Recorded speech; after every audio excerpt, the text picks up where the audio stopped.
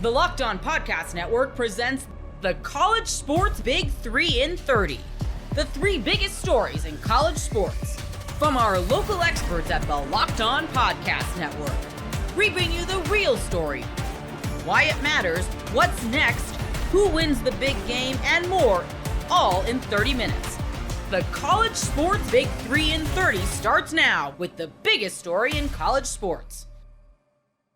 You are Locked On Bulldogs, your daily podcast on the Georgia Bulldogs. Georgia won the game. Yeah. And you know, we gave out a lot of flowers on the show, and as we absolutely should. Do want to say here on a Monday, a lot of things being circulated about Carson Beck. Nothing 1,000% definitive yet. Let's just say at this moment, it does not feel good for Carson Beck to be coming back this Hearing season. some people talking about Tommy John surgery needed, the ULC ligament in the elbow, hearing people talk about medical professionals. That's in the elbow, Clint, just so you know where that is. But he had ice. That's why he had ice around his elbow, because that's a procedure that is the elbow. Well, I'm an idiot, and so I didn't know that. Some are, some aren't, but you're not. It does not look great, is the prognosis. Yeah. And I say all that to say we're going to talk a lot about Gunnar Stockton and this team moving forward if Gunnar Stockton is indeed at the helm. We're not going to say that, we're going to be fine, everything's good, Gunnar Stockton was the best quarterback anyway, because hopefully not for the last time this season, but let's just settle into the fact that Carson Beck has had a disappointing season by his own standards, by everyone's account.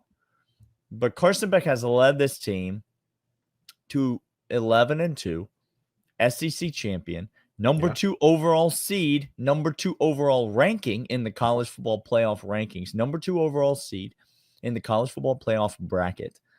Carson Beck did that. Now, he didn't perform as well as he could have in every moment. I think you'll find that that's going to be the case with every quarterback that Georgia has moving forward. Yep. But kudos to Carson Beck for the way that he led this team. Kudos to Carson Beck from what we saw from him on the sidelines. Listen to me. I promise you, Carson Beck is not going to distance himself from this team and work on his draft stock. That's not what you're going to see out of Carson Beck if, in fact, he is shut down for the rest of the season. I'll just tell you this right now. Carson Beck is connected to this team. He is connected to these guys. He is going to be in Gunnar Stockton's ear every step of the way. And you would expect nothing less from a Kirby Smart coach team. Kirby Smart, by the way, gives us a couple nuggets post-game, and Tate Ratledge as well as an interview. No one knew that Carson Beck was coming back in the game. And this is how you know that he is connected. Carson Beck ain't going nowhere. This team loves him. You should love him. He up and down season, like Daniel said, but he's going to be there helping out this entire time, like every other dog has been, because culture matters. Don't know if you understand this. Sure does. College football playoff hopeful teams. Well, hope will only last you so long, Clint. Hope only goes so I long. hope to play in the NBA one day. Let me put Spoiler. A pin in that. That's over. It's finished. That's done. I hope Alabama gets back to Nick Saban-esque heights. Same thing. I just said. It's just the same thing. Yeah. It's the same. Because we actually have a coach. You don't. He's going to be connected to this team. He's not going to transfer because he's going to go to the draft. But we didn't know he was coming back in the game. Tate Ratledge didn't know he was coming back in the game. No one thought that he was coming back in the game except Carson Beck said, I can hold a football. I can hand it off. Let me help this team. And he did help this team again. Yeah. Kudos to Carson Beck. That play is going to mean a lot to the Georgia football program for a long time. You could see the emotion on Kirby Smart's face talking about Trevor Etienne. By the way, a guy that transferred from Florida. No. And said, this is why you come to Georgia, to compete for SEC championships. See, Clint, he was at an SEC school before this. And then he went to a winner. He wanted to win. You play to win the game. Florida catching strays in Georgia's SEC championship postgame press conference is something that I always enjoy. It's a play that's going to mean a lot, and one of the key reasons for that is Carson Beck. I also want to talk about, before segment 2, I want to get into somebody that I'm concerned about. Okay. A player on this team that I did not particularly care for what I saw on Saturday from.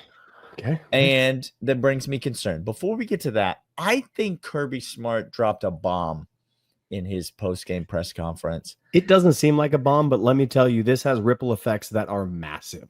And I just feel like we need to talk about it. He was asked about that final play that you just mentioned.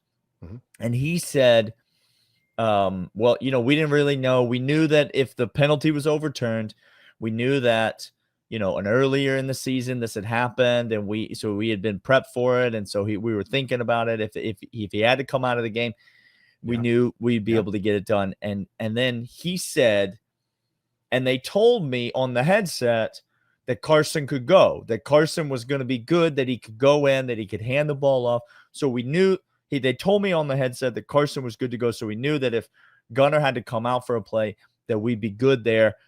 We were gonna put Puglisi in, and we felt great about that. But they said Carson was going to be good to go, and so we hold on. He just Carson Beck's good to go. He just skated right by it, Clint. But we didn't. Let me tell you this: Carson's good to go. Listening. That's great. Glad he was good to go. Sure. But you said, hold on, Chris. Who was it next up in that pecking order? It went Carson Beck, and then it went Gunnar Stockton, and then it went Puglisi. Ryan Puglisi, longtime friend of the show, by the way. Ryan Puglisi. Yeah, he's a third string quarterback on this team, Clint. Yeah. Let me amend that statement. Okay, go ahead. He's now the backup quarterback on your Georgia football team.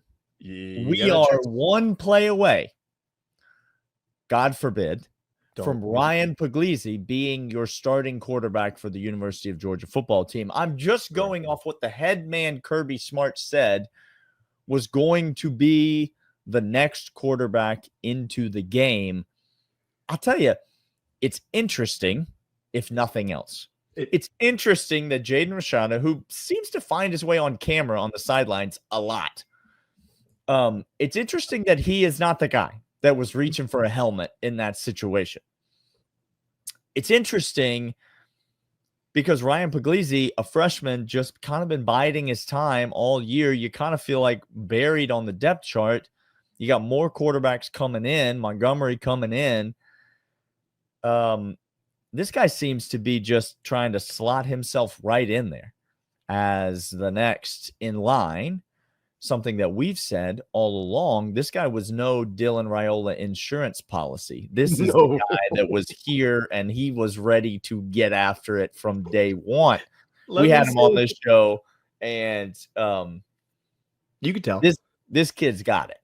You can tell this. Let me repeat. If you leave Georgia and you choose not to play for Kirby Smart, here's the reason.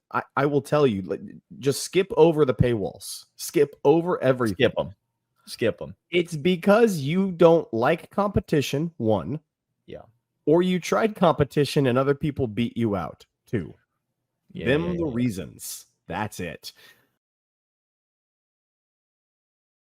Get ready to tackle the NFL action with FanDuel, America's #1 sportsbook, because right now new customers can bet $5 and get $150 in bonus bets if you win.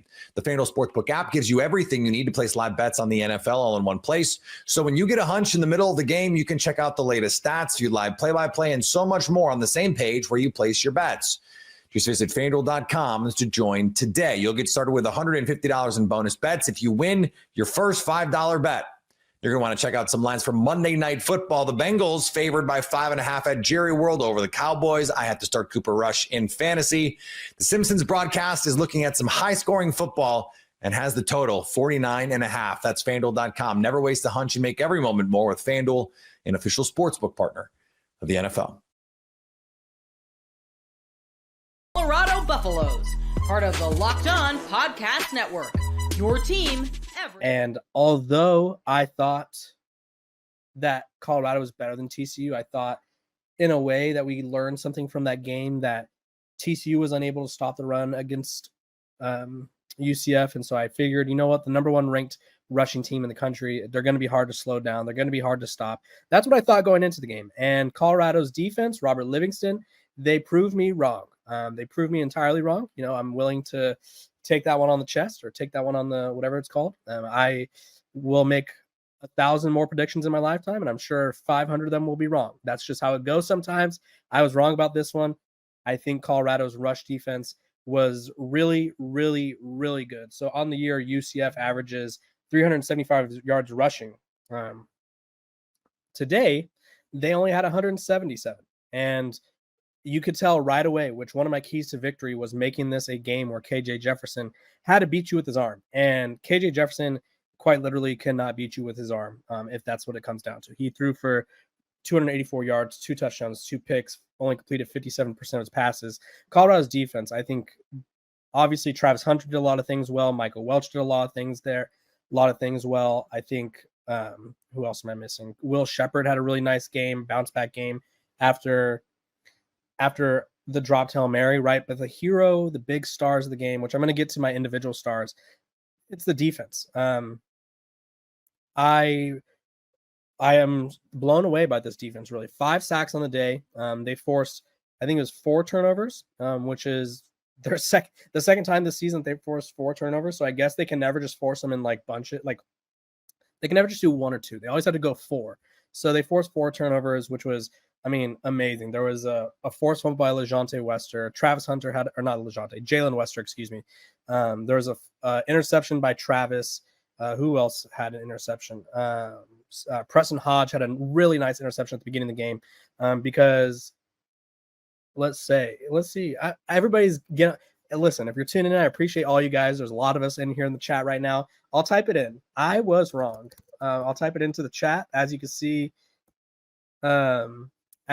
my little thing over here to my right. I don't know if it's to your left.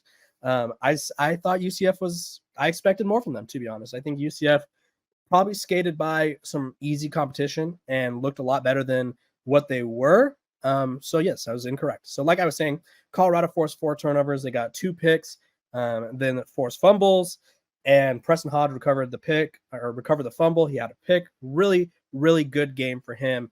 And then the offense, I think, even though there wasn't like a back that dominated the game, right? Colorado's offense rushed for 128 yards and 2 touchdowns, right? Michael Welch got a touchdown. Dallin Hayden, who's back and healthy, got a touchdown. And I think, what does this show us? One, Colorado's defense is a force to be reckoned with. They are physical. They can stop the run, and they can take away your best element. Secondly, what else do we learn? This Colorado offense, with a run game attached to it, could be one of the best in the country. I think they were putting so much pressure on this Colorado offense, which, granted, there's a lot of reasons to put pressure on this offense. They were the 5th best passing attack in the country, but there's no need to throw the ball 55 times a game or whatever the number was. Colorado had them, I think it was the 4th most passing attempts through the first 5 weeks or 4 weeks. Now this is the 5th week, but they had the 4th most or 5th most passing attempts. And this run game, yes, everyone, like I said, I'll say it like every minute on the minute, I guess. I was wrong because people keep missing it. I was incorrect, you know. Guess what? You know what they say? This is one of my favorite sayings. Sometimes in life you crank that soldier boy, and sometimes it cranks you. I got cranked, you know. I incorrectly predicted that Colorado would lose this game, just like I incorrectly predicted that they'd beat Nebraska. That's how it goes. Sometimes you get them, sometimes you don't. Like I said, I was wrong.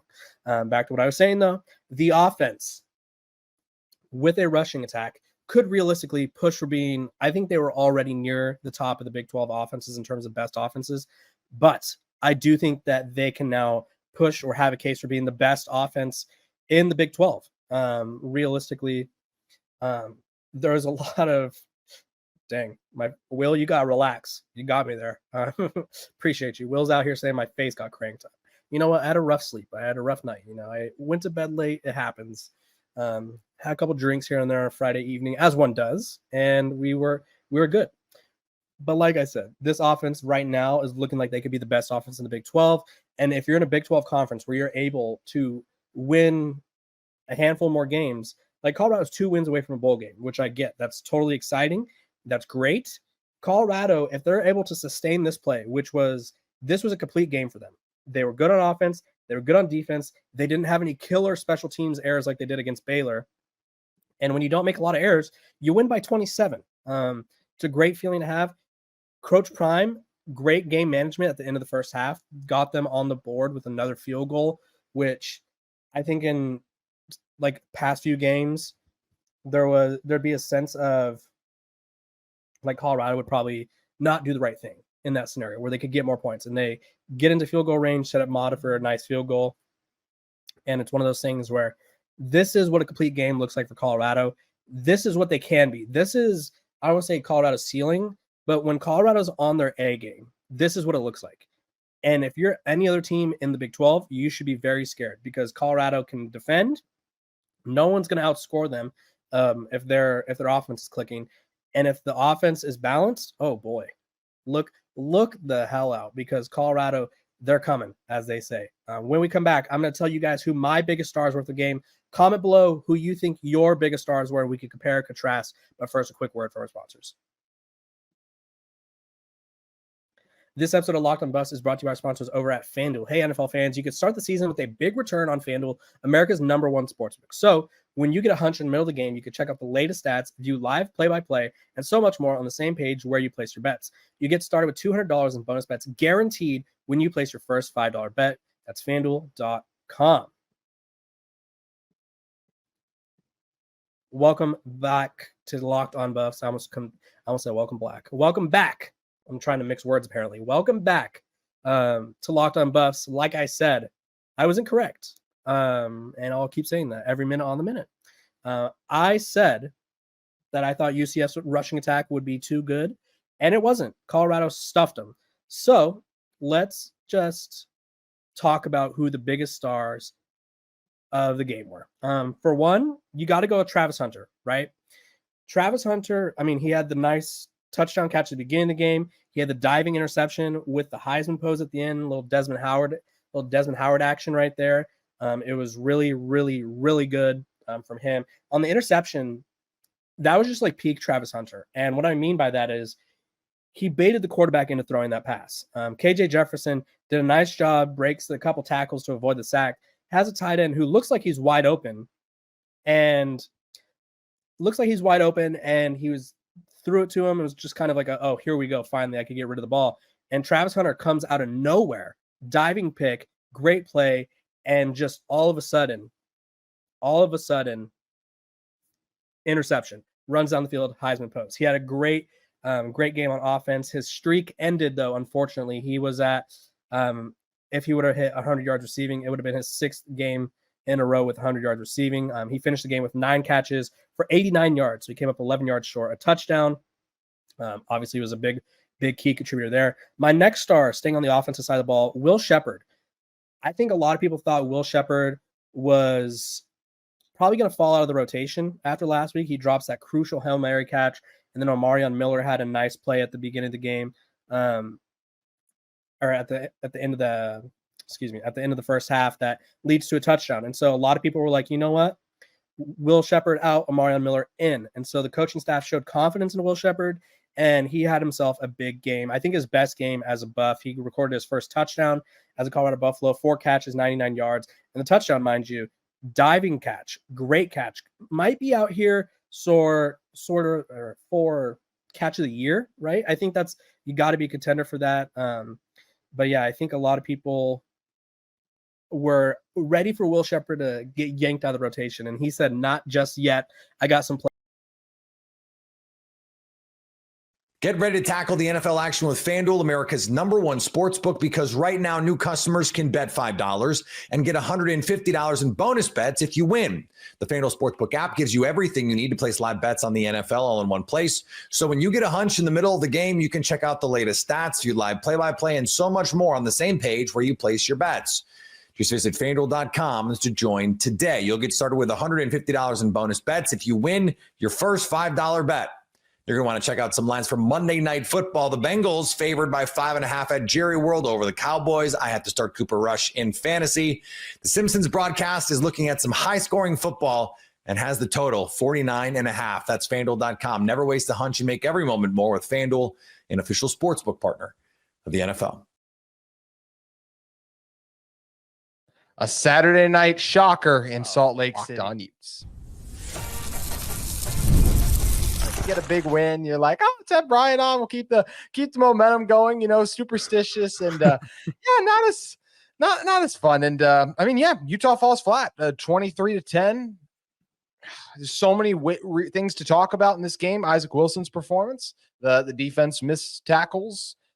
But at the end of the day, this Utah team just made way too many mistakes. And if you had to ask me the number one reason Utah lost this game, I'm going to go to first half execution. You have 3 drives that end up in the red zone. You come away with a total of 3 points, including 2 of those drives. The very first 2, you get inside.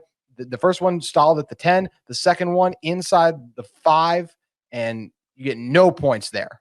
I think Utah had to get on the board early. When this offense was having in a bit of a groove still, Arizona made adjustments, and those missed opportunities really came back to bite Utah late in this game when their offense was faltering.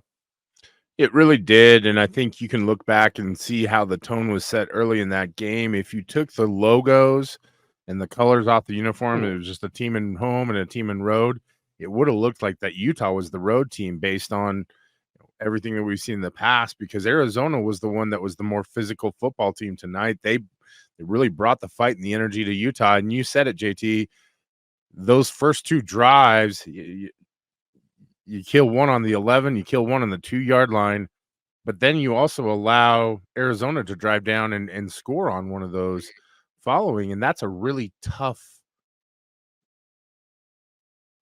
segment or series, right? To come away without any points, but then also to give up a touchdown. Now all of a sudden you're down or you're up.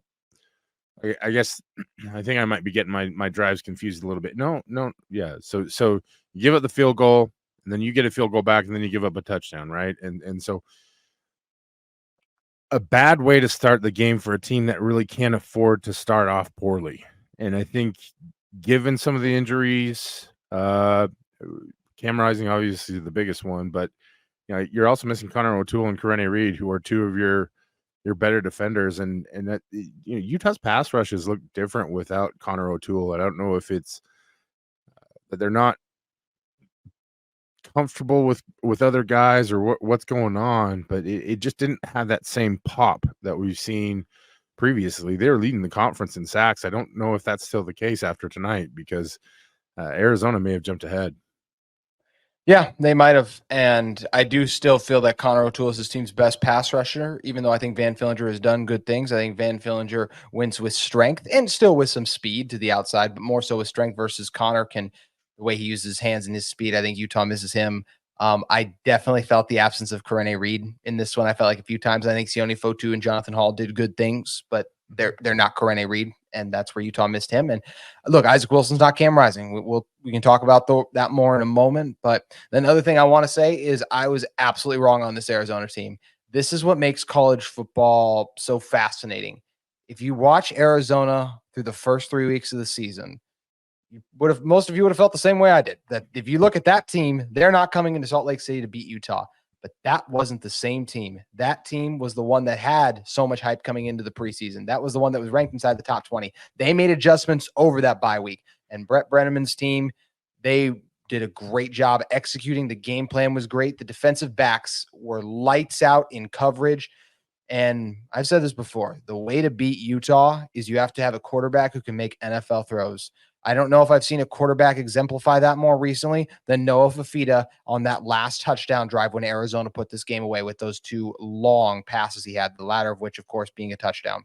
Yeah, cover your ears, turn it down for a second, Utah fans. This is just going to be really hard to hear. Utah really struggled to contain Noah Fafita. Noah Fafita was great. I shouldn't even say that, because on one play he takes a shot to the leg from John O'Hall, and it wasn't an intentional thing. It was just that John O'Hall blitzed so hard that his momentum carried him into Noah Fafita's leg, and it looked like any other play, and that's a knee exploding, right? But Noah Fafita is apparently made of rubber bands and stretchy stuff. His knees are apparently spandex or neoprene, one of those things. But and he throws an absolute dime, and to put pressure on him to go at a quarterback low like that, and for him to throw that kind of a ball is so impressive. And he is not big. I know that's an obvious statement, but he plays big. And what I mean by that is his energy, his confidence level, his meticulousness in the way he prepares, and also just you can see the difference in having a full season of starts under his versus Isaac Wilson, right? Where the ebbs and flows of the games don't really get to him, and his focus never changed. And in fact, I think he played his best after Utah scored the touchdown. Really impressive effort. And it sucks to say that. After losses, you just want to demean everything and throw stuff and just be unhappy. And so, for any fans out there who are frustrated, I feel you. It sucks. Losing is not fun. Losing is the worst part about sports, without a doubt. Well, maybe injuries are worse. I don't know. It's a toss-up, but Fafita was great tonight. I thought Utah actually did a pretty decent job of limiting Teteroa McMillan. He was good, but only 6 catches for 50 yards, didn't score a touchdown. It was kind of everybody else, and a lot of that credit goes to Noah Fafita for playing such a good game. Yeah, I mean, look at here. Hyatt had 1 catch for 41 yards. Burnett 76 yards and the touchdown. Of course, that late one that ended up really hurting Utah. But and as I look at the numbers, sorry to interrupt you. As I look at the numbers, it wasn't like Fafita lit the world on fire.